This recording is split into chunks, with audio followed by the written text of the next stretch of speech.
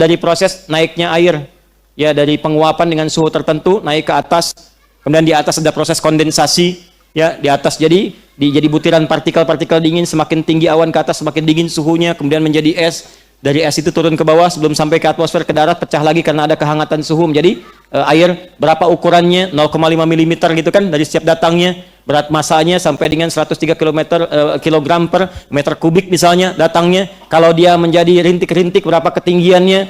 Kalau dia menjadi asam di situ ada apa? Ya, misalnya ada sulfur dioksida dengan nitrogen oksida berkumpul jadi satu. Kapan itu terjadi? Nanti disambung lagi dengan sulfur yang ada di Gunung Merapi misalnya, dengan fosil yang terbakar naik ke atas, bagaimana turun curah hujan dan kualitasnya, itu ada. Nanti kita akan temukan. Kalau Anda ingin cepat menghafal Quran, saya berikan satu. Jadi setiap pertemuan satu ya, gitu ya. Sepakat? Baik. Yang sekarang kita ambil tentang bagaimana mengatasi keterlambatan dalam hafalan. Pernah merasakan ini enggak? Belum saya sampaikan, bagaimana bisa pernah? Ya sudah, karena sudah tahu semuanya, saya tutup saja. Pernah merasakan ini enggak?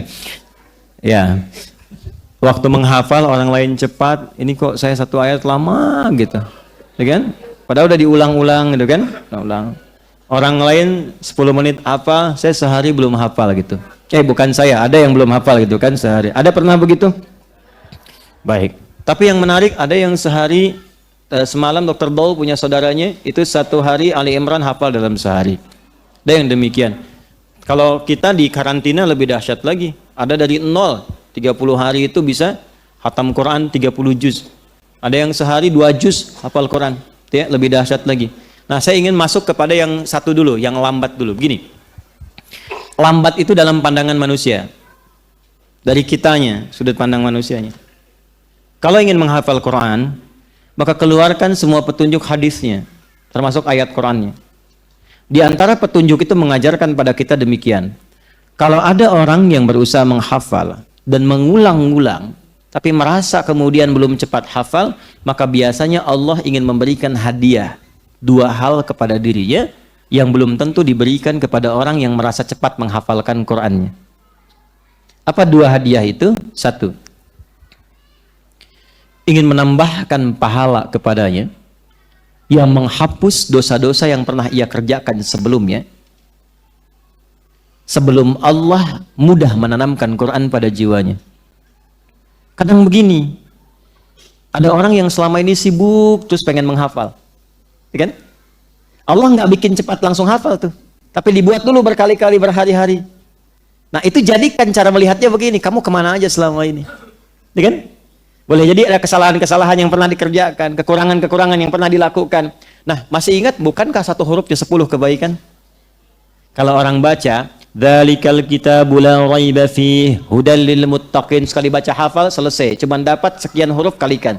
Tapi bagi Anda yang mengulang, dzalikal kitabu, dzalikal kitabu, dzalikal kitabu, berapa banyak pahalanya? La raiba fi, la raiba fi. Jadi singkatnya, kalau ada ayat yang sedang Anda hafalkan, merasa kurang cepat dihafalkan, boleh jadi bukan karena kurang cepatnya, karena inginnya Allah melimpahkan pahala dulu pada Anda sebelum memudahkan Anda menghafalnya. Jelas? Karena itu saya sarankan, sebelum menghafal Quran, niatkan pula ibadah ini di antara pahalanya untuk mengalir kepada orang tua kita.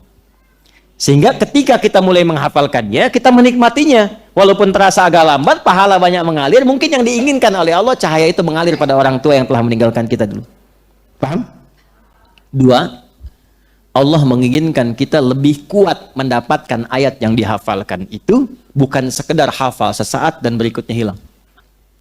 Karena itu biasanya ada seseorang yang ketika diminta menghafal, orang melihat seperti lambat. Padahal di sisi lain Allah ingin menguatkan kekuatan ingatannya sehingga menajamkan hafalan itu sehingga tidak mudah dilupakan dalam hidupnya. Jelas? Nah, jadi kalau sedang menghafal Quran tiba-tiba merasakan, oh kok saya susah begini, jangan dianggap itu, hilangkan semua persepsi itu, datangkan keterangan hadisnya seperti yang tadi saya sampaikan.